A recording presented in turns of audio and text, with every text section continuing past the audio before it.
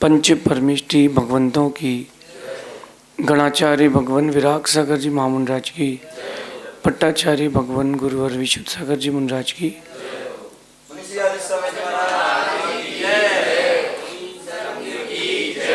या हम सभी अपने जीवन में सुख और गुणों की अभिवृद्धि के लिए नीति के विषयों का श्रवण कर रहे हैं। नीतिकार हमें सिखाते हैं कि जब भी हम जीत की ओर जाते हैं, लक्ष्य की ओर जाते हैं, तो हर्डल्स आते हैं, रुकावटें आती हैं, अथवा कई बार ये होता है कि पीछे की आवाज़ें हमें लक्ष्य की ओर जाने से रोक लेती हैं। सच्चाई ये है कि आवाज़ों ने नहीं रोका हमें, हम आवाज़ों में बंध चुके हैं। हमें आवाज़ों में बंधना नहीं चाहिए। आज की नीति अगर आपको समझ में आती है तो मैं मानता हूँ कि आप दुनिया के सबसे कूल पर्सन हो जाएंगे। होता ये है कि हम रिप्लाई देने में लग जाते हैं, रिएक्शन देने में लग जाते हैं, प्रतिक्रियाओं में लग जाते हैं और हम अपने लक्ष्य से भटक जाते हैं। कौन आपके लिए आपके पीठ पीछे क्या कह रहा है, कौन आपके लिए आपके सामने क्या कह रहा है, जस्ट इग्नोर। Just ignore. आपको केवल अपने काम से काम रखना है। कॉरपोरेट सेक्टर में जाओगे तो वहाँ पर देश से ज़्यादा पॉलिटिक्स हो जाती है। अगर आप कॉरपोरेट सेक्टर में जाओगे तो आप देखोगे वहाँ देश से ज़्यादा पॉलिटिक्स हो जाती है। कैसे किसको गिराएं, कैसे किसको मनाएं, कैसे किसका बिजनेस, किसकी जॉब छीन लें, बहुत सारी बात चलती है। अगर आप बिजनेस सेक्टर की बात करोगे तो वहाँ एक व्यापारी दूसरे व्यापारी से चिढ़ता है। स्कूल्स में जाओगे तो एक बच्चा दूसरे बच्चे से चिढ़ता है। हर जगह है ये द्वेष का, ईर्ष्या का भाव, दूसरे को गिराने का भाव, अपने को सुपीरियर दिखाने का भाव हर जगह है। हर अच्छा काम करने वाला उससे अच्छे काम करने वाले से जलता है। तो ये तो चलेगा, दुनिया का फेस, इसको आप बंद नहीं कर सकते। करना क्या है, हमें अपने आप पर ध्यान देना है। आप लोग बड़ी कहावत पढ़ते आए हो बचपन से अभी तक, हाथी चले बाजार और स्वान भौंके हजार। अपन ने कई बार ये कहावत सुनी है, इसको जीवन में कब उतारोगे? जब कोई आपके लिए कुछ कह रहा हो तो आपके अंदर वो पावर होना चाहिए कि वो कुछ भी कह रहा हो और आपको फर्क ना पड़े। बहुत कठिन है ये, सरल नहीं है, लेकिन इसके बाद आने के बाद जीवन एकदम सरल हो जाता है। आप अगर दूसरों की आवाज़ें सुनेंगे तो आप लक्ष्य से भटक जाएंगे। इससे सिंपल कुछ नहीं हो सकता। आपको अपना काम कर रहे हैं और पीछे से कोई आपको टीज कर रहा है, कोई आपको पिंच कर रहा है, कोई चाहता है कि तुम लक्ष्य से भटक जाओ, सुनो ही मत। कई लोगों को देखा मैंने कि वाद विवाद होने पर वो गिव अप कर लेते हैं कि मैं नहीं करना, मुझे नहीं करना। सामने वाला तो यही चाहता है कि तुम नहीं करो, सामने वाला यही चाहता है कि तुम गिव अप कर दो, और तुमने गिव अप करके सामने वाले को जीत दे दी। डटे रहो। कौन पीछे से क्या कह रहा है, उन आवाज़ों को सीढ़ी बनाओ, उन आवाज़ों को रुकावटें ना बनाना। आपकी प्रत्येक क्रिया, आपका प्रत्येक काम आपको ऊंचा नाम दिलाएगा। बस आपको उसमें कंसिस्टेंसी रखना है। कई बार पीछे की आवाज़ें आपके आगे बढ़ने की गति को रोक देती हैं। पीछे की आवाज़ है, बिल्कुल अपने लक्ष्य पर लक्ष्य रखो। मैं भी बोलता हूँ, मैं भी काम करता हूँ, मैं भी ग्रंथ लिखता हूँ। 40 साल के इस जीवन काल में मैंने भी बहुत सारे लोगों को देखा जिन्होंने मुझे रोका, टोका, पीछे से कमेंट किए, लेकिन हमने उनके कमेंट्स को इग्नोर कर दिया। अगर मैं उनके कमेंट सुनता तो यहाँ नहीं आ पाता। जब मैं यहाँ साधु बनने के भाव से आ रहा था तब बहुत सारे लोगों ने मुझसे बहुत सारी बातें कही, कि बहुत कठिन है, तुमसे नहीं हो पाएगा, वहाँ जाके लोग ऐसा करते हैं और वैसा करते हैं।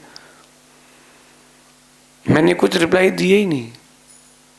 मैंने कहा वक्त बताएगा। कहते हैं कि जिन लोगों के शब्द नहीं बोलते उनका वक्त बोलता है, और जो लोग शब्दों से बोल करके दूसरों को समझाते हैं वक्त उनका नहीं बोल पाता है। बहुत छोटी सी कॉन्सेप्ट है लाइफ को सिंपल करने का। अपने आप को एक कवर अप करके रखें एक चीज़ से, वो आपके भावों से, आपके चिंतन से अपने आप को ढांक के रखें। आप बरसात का मौसम आता है, छाता लेके जाते हो, रेनकोट पहन के जाते हो ताकि वो आप गीले ना हो पाओ। ऐसी जब कोई बाहर की बातें आपसे कहे, रेनकोट ऑन कर लो अपना, ओम इग्नोराय नमः, इसकी बातें सुनने की कोई ज़रूरत नहीं है। ये सिर्फ एक डिस्ट्रैक्शन है लाइफ का, मुझे तो अपना काम करना है, ऐसा सोच करके बहुत आगे बढ़ सकते हो। एक मैं आपको कंडीशन दिखाता हूँ। रेस चल रही थी 400 मीटर की रेस, और जो वास्तविकता में डिजर्विंग था वो दौड़ रहा था, वो बहुत आगे था। जो सेकंड नंबर पे था उसको पता समझ में आ गया कि ये जीतने वाला है। उसने जीतने के 2 सेकंड पहले उसको गाली दे दी,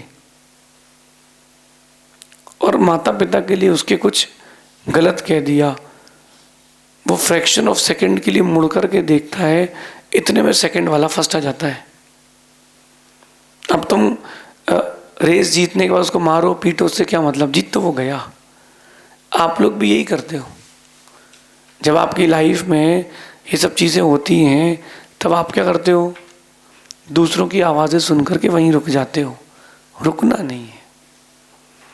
दुनिया में जिन भी लोगों ने बहुत बड़ी ऊंचाइयां पाई हैं, जिन भी लोगों ने अपने लक्ष्य को बहुत बड़ा करके उसको प्राप्त किया है, वो लोग रुके नहीं थे। दूसरों की आवाज़ अगर ज़्यादा सुनोगे तो तुम अपने लक्ष्य को देख ही नहीं पाओगे। एक माँ जब भोजन बनाती है 25 आवाज़ें पीछे से आती हैं, ये कहाँ रखा है, वो कहाँ रखा है, इसका क्या होगा, उसका क्या होगा, बहुत सारी बातें आती हैं। फिर भी वो माँ एक शब्द भी नहीं कहती, काम में लग जाती है। Ignorance is the best medicine. Ignorance is the best medicine. आज की नीति में कह रहे हैं कि आपके खिलाफ, आपके पीठ पीछे कौन क्या कह रहा है, कौन क्या कर रहा है, इस पर गौर बिल्कुल ना करें। आपके खिलाफ या आपके पीठ पीछे कौन क्या कह रहा है इस पर गौर ना करें, क्योंकि इन चीज़ों पर गौर करने से आपके लिए लक्ष्य से डिस्ट्रैक्शन आएगा। अच्छे लोगों की बुराइयां बुरे लोग तो करते ही हैं, और बुरे लोग नहीं होंगे तो पता कैसे चलेगा कि अच्छी भी चीज़ें हैं। रावण नहीं होता तो राम को कौन जानता। राम का व्यक्तित्व विराट तब हुआ जब पीछे से रावण मिला। आपके खिलाफ लोग अगर पीछे से कुछ कह रहे हैं तो उस पर ज़्यादा गौर ना करें, गौर तो करें। एक बार गौर करके देखें कि वो मेरे बारे में ऐसा कह रहा है, क्या मैं वैसा हूँ कि मैं वैसा नहीं हूँ। अगर मैं वैसा हूँ तो मुझे सुधार करना चाहिए, मैं वैसा नहीं हूँ तो मुझे मुस्कुराना चाहिए कि चलो मेरा नाम तो हो रहा है। जो जितना बदनाम हुआ है उसका उतना नाम हुआ है। रावण ने राम को पूरी लंका में बदनाम करके रखा था कि ऐसा आदमी और वैसा आदमी है। क्या कर पाया रावण? राम ने जवाब नहीं दिया, राम ने अपना काम किया। आप लोग जवाब देने में लग जाते हो, जीत पीछे रह जाती है। मैं कुछ और करता हूँ, मैं जीतता हूँ और मेरी जीत ही जवाब हो जाती है। आप लोग जीतने का प्रयास करें, जवाब देने का प्रयास ना करें। आयुर्वेद की बात बताता हूँ आपको। जब कोई व्यक्ति बीमार होता है, कमजोरी आती है, हर व्यक्ति उससे कहता है कि भरपेट रोटी खा लो, रोटी खाओ, रोटी खाओ, ताकत आएगी। अरे अंदर की बात देखो, रोटी पचाने में उसकी ताकत जाएगी। जब वो रोटी खाता है शरीर की पूरी एनर्जी रोटी पचाने में लगती है। ठीक कैसे होगा? इसलिए जब कोई बीमार होता है तो उसको मखाने खिलाते हैं, मुनक्का खिलाते हैं, खिचड़ी खिलाते हैं, दलिया खिलाते हैं। क्यों? पचाने में, उसके शरीर को पचाने में ताकत न लगे। आप लोग विपरीत परिस्थिति में एनर्जी को कहीं और लगाते हो। अपनी ताकत को, अपनी एनर्जी को एक सही रास्ता दो। सद्गुरु आपको रास्ता बताते हैं। सद्गुरुओं की बात मानकर चल जाना, चल पड़ना आपको जीत दिलाता है। आपके पीठ पीछे, आपके खिलाफ कौन क्या कह रहा है उसको सुनने की कोई ज़रूरत नहीं है, उस पर गौर करने की कोई ज़रूरत नहीं है। आपको क्या करना है, आपका लक्ष्य क्या है, आपका मोटिव क्या है, आपका टारगेट क्या है, व्हाट इज़ योर एम, उस पर ध्यान देना चाहिए।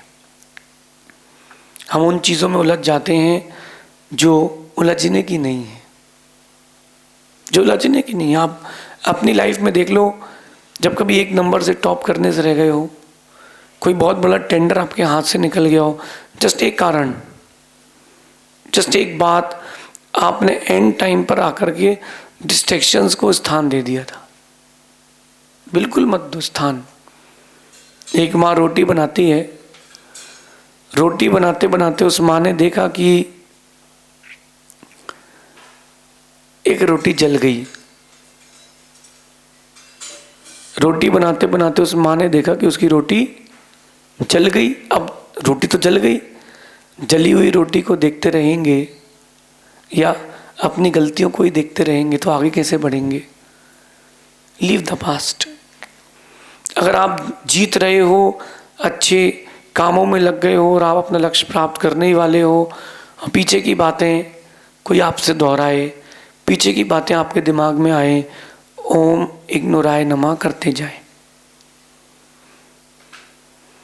आपको सिर्फ और सिर्फ अपना पुरुषार्थ करना है। लोगों की बातें सुनोगे तो तुम लोगों के बीच में रह जाओगे। विशेष पुरुष, विशेष लोग इन सब छोटे मोटे मोड़ों में नहीं रुकते। आपने देखा होगा, या कभी आप बुलेट ट्रेन में बैठे हो, जो फास्ट स्पीड की ट्रेन रहती है, सुपर फास्ट ट्रेन रहती है, वो छोटे मोटे स्टेशनों पे नहीं रुकती। कई बार वहाँ के जो खड़े हुए यात्री रहते हैं वो सोचते कि रुक जाए, तो हम भी इस ट्रेन में बैठ के यात्रा कर लेते हैं, लेकिन वो ट्रेन उन प्लेटफॉर्म में रुकती नहीं है। वो कॉर्नर से नहीं निकलती, बीच वाले प्लेटफॉर्म से ही निकल जाती है और स्पीड से निकलती है। उसकी स्पीड से निकलने का कारण क्या है कि छोटे मोटे प्लेटफॉर्म में रुकेगी तो उसका लक्ष्य छूट जाएगा। जो पीछे से आपकी आवाज़ें आती हैं ना, बैकफायर होता है। वो छोटे मोटे स्टेशंस हैं, वहाँ पर रुकने की ज़रूरत नहीं है। हमको तो टारगेट रखना है उस चीज़ पर कि हमें अपना लक्ष्य कैसे प्राप्त करना है। फिर एक दिन आएगा कि तुमको जवाब देना नहीं पड़ेगा, वक्त तुम्हारा जवाब देगा। आप लोग जीत के जवाब देते हो, कुछ लोग जीतने के पहले जवाब दे देते हैं, कुछ लोग जीतने के बाद जवाब देते हैं, कुछ लोग जीतने के पहले जवाब देते हैं, कुछ लोग होते हैं समझदार, वो जीत से जवाब देते हैं। बात उन्हीं की होती जिनमें कोई बात होती है। जैसे जब भी आपके पीठ पीछे कोई कुछ बात कह रहा हो, एक बार टच करना कि मैं इस पूरे फ्रेम में हूँ कि नहीं, अंदर से नहीं हो, ओम इग्नोराय नमः हटाओ। हमको क्या करना? ऐसे तो बहुत सारे लोग बहुत सारी बातें कहते हैं। एक ही चीज़ को देखने के हर व्यक्ति के अपने अपने पॉइंट ऑफ व्यू हैं। एक ही वस्तु को, एक ही चीज़ को देखने के, उसके डिस्क्रिप्शंस करने के हर किसी का अपना अपना पॉइंट ऑफ व्यू है। तो अपने पॉइंट ऑफ व्यू से देख रहा हो, देखते रहे। मैं अपने पॉइंट ऑफ व्यू से देख रहा हूँ, मैं देखते रहूँ। मुझे केवल अपने टारगेट पर रखना है ध्यान। ये कला धीरे धीरे आएगी, लेकिन जब ये कला आएगी तो दुख, दर्द, संक्लिष्टता, समस्या कुछ भी नहीं बचेगा। वास्तविकता में हमको दुखी करने वाली बाहर की चीज़ें हैं कि अंदर की चीज़ें। आपको लग रहा है कि बाहर की चीज़ें, मेरा कहना है अंदर की चीज़ें। आज आप इस बिल्डिंग में बैठे हैं, बाहर की हवा, बाहर की आवाज़ें, बाहर पानी गिर रहा हो या धूप, कोई फीलिंग्स ही नहीं आ रही, क्योंकि आप सिक्योर हो, आप अपने आप को कवर अप करके रखे हो। ऐसी बाहर की बातें, बाहर की आवाज़ें आती हैं, अपने आप को कवर अप करके रखो, 100% खुद को कवर अप करके रखो, और फिर देखना आपको जीत जल्दी मिलेगी। किसी ने अच्छी बात कही कि जवाब नहीं देते तो लोग मान लेते हैं कि हम वैसे ही हैं, जवाब नहीं देते तो लोग मान लेते हैं कि हम कमज़ोर हैं। हाँ हाँ, सोच लेना कि हम कमज़ोर हैं। सोचने से क्या होता है, किसी के सोच लेने से क्या हाथी चूहा हो जाता है, या किसी के सोच लेने से लोमड़ी शेर हो जाती है? नहीं होता। अगर एक गली में घूमने वाले जानवर को आप ऐसा पेंट कर दो कि वो शेर जैसा दिखने लगे, तो क्या वो शेर हो जाएगा? सोचने से क्या होता है? कई बार हमें लगता है कि जवाब देना ज़रूरी हो गया वरना हमको गलत ठहराया जाएगा। बिल्कुल मत सोचो, टाइम दो। पेशेंस बहुत बड़ी चीज़ है, तो जिसके पास पेशेंस नहीं है वो पेशेंट है। पेशेंस रखो अपने आप में, वक्त आएगा सब अच्छा हो जाएगा। मैं तो कुछ और करता हूँ, आप भी वो कर सकते हो। जब भी कोई आपके बारे में कुछ कहे तो जो मैं कह रहा हूँ वो ज़रूर सोचना कि खामोशी से सुनता हूँ मैं अपने खिलाफ बातें। जब कभी वक्त ऐसा आए कि लोग आपको डिस्ट्रैक्ट कर रहे हो, तो क्या करना है आपको? जो मैं करता हूँ वही करना है आपको। मन से कहना कि खामोशी से सुनता हूँ मैं अपने खिलाफ बातें, जवाब देने का काम मैंने वक्त पर छोड़ रखा है। मैंने जवाब देने का काम वक्त को देके रखा है। सब काम मैं कैसे कर सकता हूँ? पीए होता है, स्टेनो होते हैं, आपके नीचे अंडर काम करने वाले लोग होते हैं, उनको काम दो। सब काम थोड़ा ना खुद करते हैं। जब कोई तुमको पिंच आउट करे, पीछे से बैकफायर करे, शांत रहो। खुद से कहना खिलाफ मेरे कुछ कितने ही हों, जवाब देने का काम मैंने वक्त को दे रखा है। और जिसने वक्त पर काम किया है उसका दौर आया है। अपने आप को इतना बड़ा कर लें, इतना बड़ा कर लें कि सामने वाले की सोच के परे हो जाए। कोई आपके घर के बाहर पत्थर फेंकता हो, कब तक कैमरे लगाओगे? अपनी इमारत इतनी ऊंची बनाओ कि उसके पत्थर तुम्हारे को छू ना पाए।